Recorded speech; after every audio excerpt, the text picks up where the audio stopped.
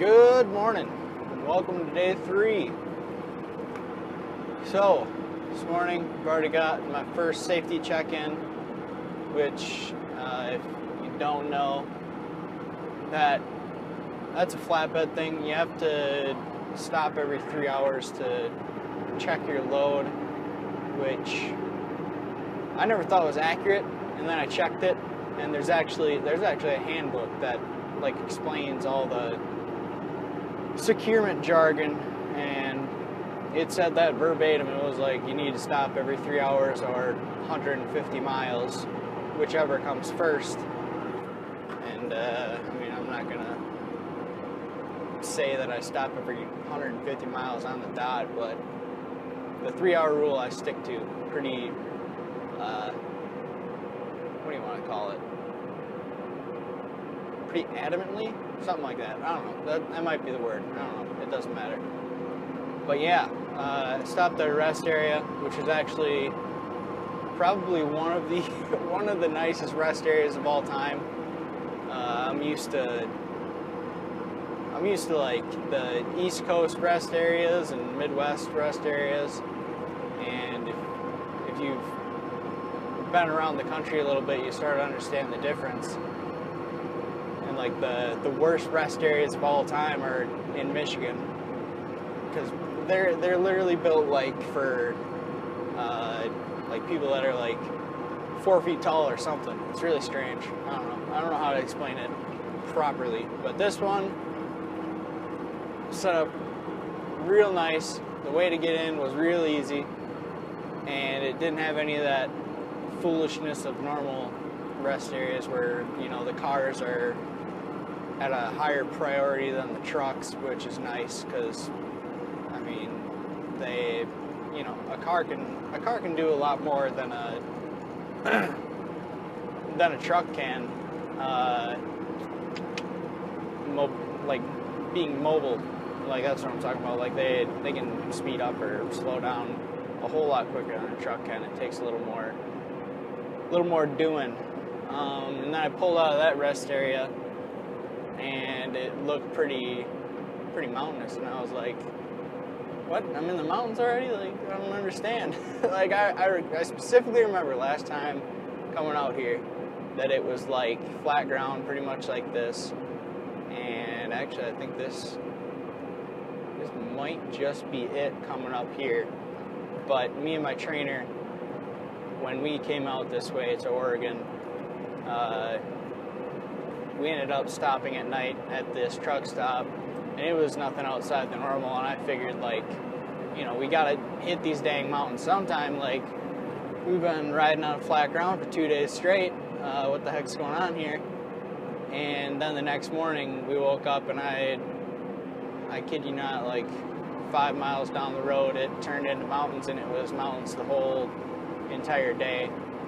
It was kind of interesting like that. And of course, since we parked at night, couldn't really tell that it was just mountains right ahead of us. And I think, if I'm correct, that this might just be the place that we stopped. I saw a couple other places that we had stopped, but I could not remember the actual order of them, and like if we had stopped for the night or whatever. But I just kind of saw it, and I was like, oh yeah, I remember that place.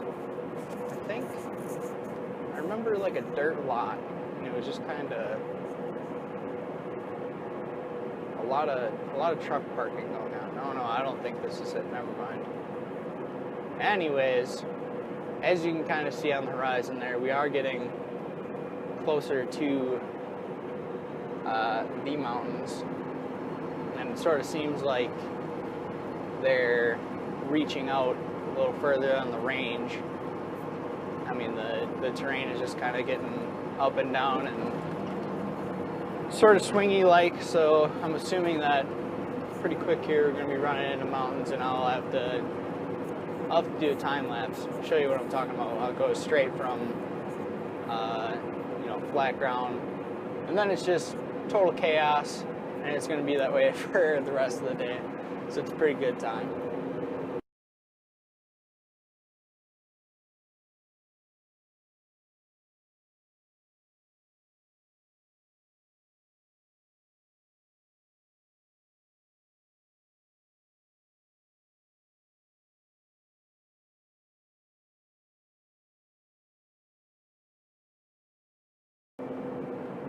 Alright, so I may have completely screwed up that live feed. That's what I was watching beforehand.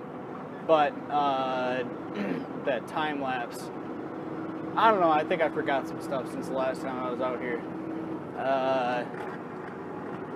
Example number one is that I thought Bozeman was right smack dab in the middle of the mountains. And I just went through Bozeman. You seen the last piece of the time lapse there. Oh, this looks fun. A little downhill grade here. Yeah, but I thought Bozeman was like straight in the middle of the mountains, and like it was like snow and cabins all around it and stuff. I guess not. I don't know, I forgot about that, I guess. And I mean, I remember these mountains being like, I don't know. I don't know if it was just because I was brand new or what, but I remember them just being terrifying. And like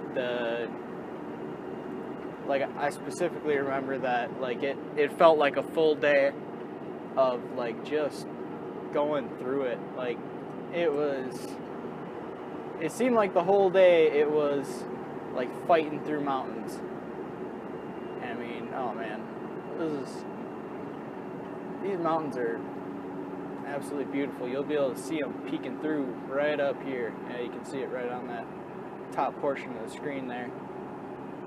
Just beautiful. I mean, I'm kind of, well, you're missing it. We're going downhill. I don't know what to tell you. But yeah, I don't know. I like the mountains, and I mean, I'm comfortable enough to drive mountains. It's not an issue. And I mean, I'm not trying to be like cocky about anything, especially in the mountains. Like I've done a video about, had to pop my ears, about driving in the mountains, and I mean, they're nice to look at, and you might think you know what you're doing, but like anything could happen at any time, and the mountain does not care about you, and it will check you. And I mean, if you do the wrong thing, you got the potential of just dying right there. I mean, even on this right here, what we're on.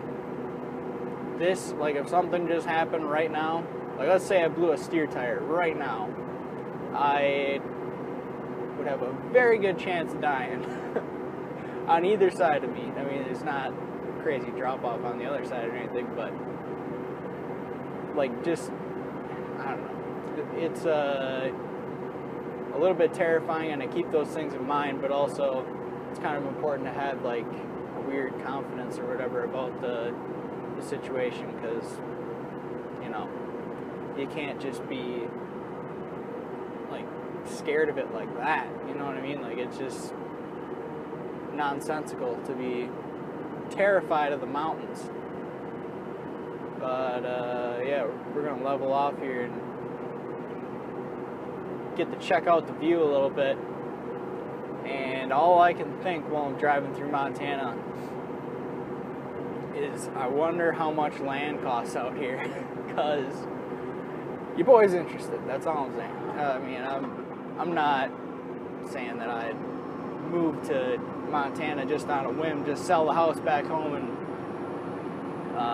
just be gone in the wind. But I am saying that this place is like magical. It's a fantastic spot.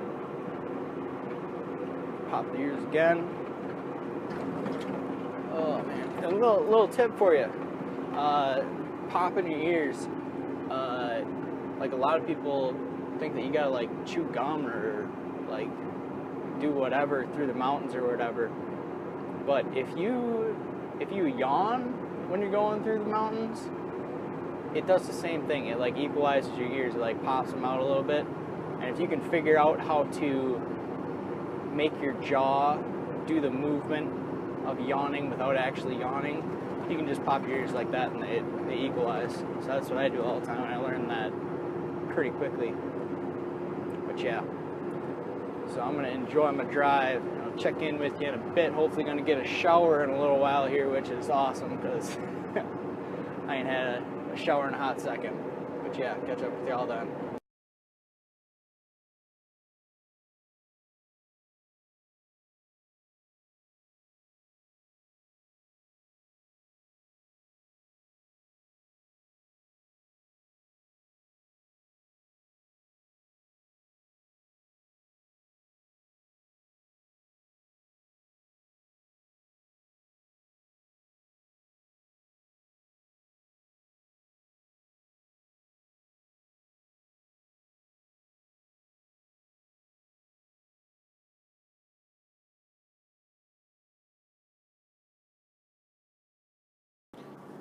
All right,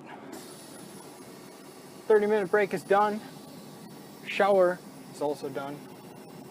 And I mean, that's usually how I like to do those.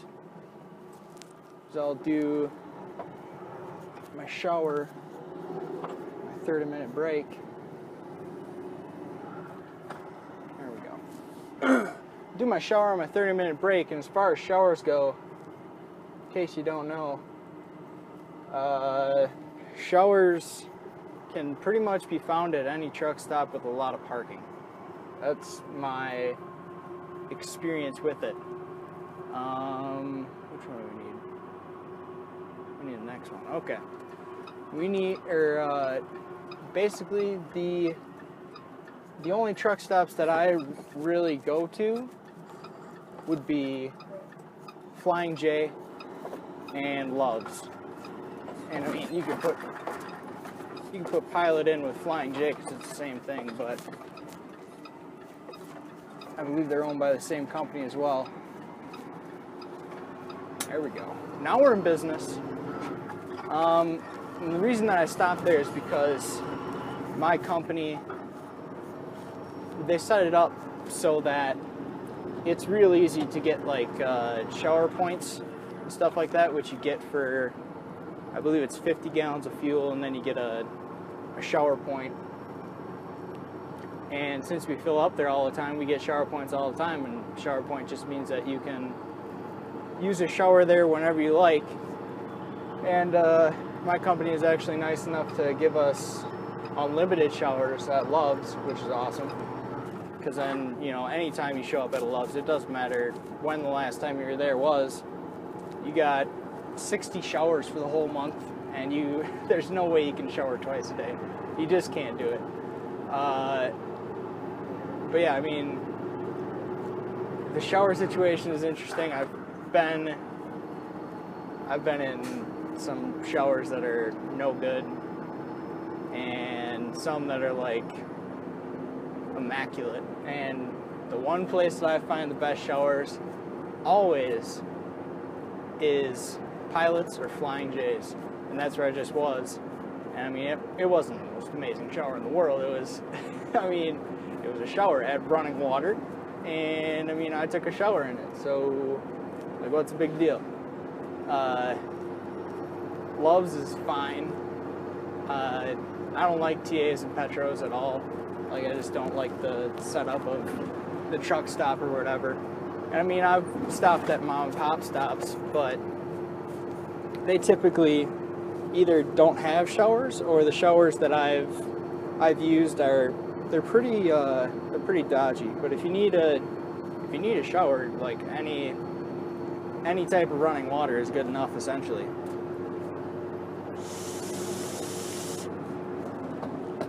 But yeah, out here in Montana, taking in the view still, and just making it over the mountains, all that good stuff.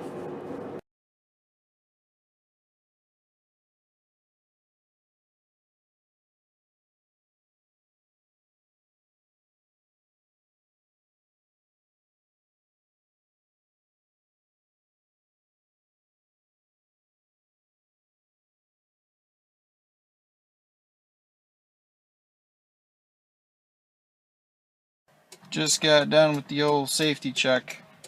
Everything looks great. One heck of a view, that's for sure. Not too bad. Alright, so we have crossed the Pacific time zone barrier and moved our way into Idaho. I went down, I guess there's this place called Lookout Pass, which was fun. 45 the whole way down because I just don't have big enough balls to go any faster than that, and of course I got passed a couple of times by trucks, and I don't know what they're eating for breakfast, but they're crazy. But I mean, Idaho is so strange.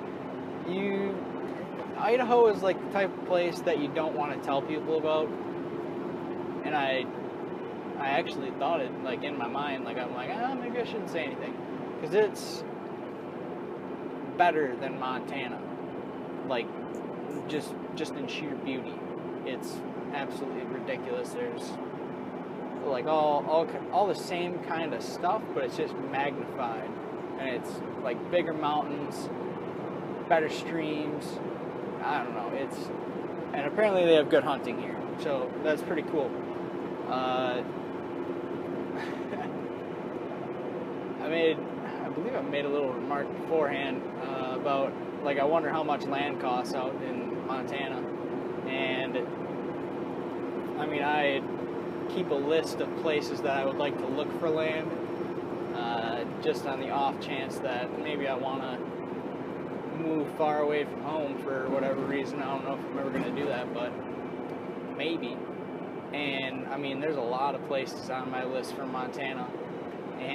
But the funny part about this is I was just cruising along, and this guy passed me, and he was in a pickup truck, and he had a sticker on his back window that said, "Montana is full, go home." So I guess I can't move there anymore. The guy, set me straight. I mean, it didn't look very full to me, but evidently it's clearly full. The guy said it. You know what I mean? Like, you can't really go against that. He probably lives there, so he knows. It's actually full. I should probably just stay where I'm at. That's a joke, people. Montana is not full, but I don't know. I kind of understand that like point of view or whatever. Like, I'm sure people move to places just because they think it's cool, and then it gets like overly expensive to live. I believe that's called gentrification, and that happened in like New York and LA, and it happens like in Chicago, and like all types of places that people, they knew what it was when they were there, or like the people that live there, they know what it is. It's like an awesome place, and just no one ever talks about it. But then some people find out, and they start moving there, and then their friends move there, and like apparently everything just gets real expensive, and Starbucks moves in, and that's the end of the show. They gotta wrap it up and move to the next undiscovered place that no one knows about or whatever. I don't know how they do it, but it is what it is. And I did find the place that I'm gonna park, which is conveniently located about I believe it was like 60 or like right around 60 miles from where I'm at right now, which is great because I got about an hour and 10 minutes on my clock, which means that this day will be used to its full potential. It's not going to be a day like yesterday where I got sort of hung up with that situation where I could have kept going, but I would have been caught sleeping on an on-ramp, or an on-ramp, off-ramp, whatever you want to call it. And I mean, I'd do it if I have to, but I'm not that big of a super trucker that I actually want to sleep on highway ramps. I don't know, I guess some people, that's just what they do or whatever, but I am not that guy. I need a rest area, truck stop, or a shipper or receiver, and that's just kind of how it goes. I mean, I don't know. maybe I'll change my ways one of these days. We'll see what happens. But yeah, so I'm shooting for that. It seems like it's going to be a pretty interesting situation because you can't drive fast in Idaho because it's all, and I mean you're seeing this right now as we're running through here. It's snaky, it's windy. The part that I went through before was even worse, and I could not bring myself to get out of ninth gear. It was just a little too unexpected, like unpredictable. And I mean, the corners were just either they were reasonable or they just tightened up or whatever. So I was like, nah, I'm just gonna relax. But it seems like now it's opening up a little bit more, which is great. So yeah, I'll check in with y'all when I get to the stop.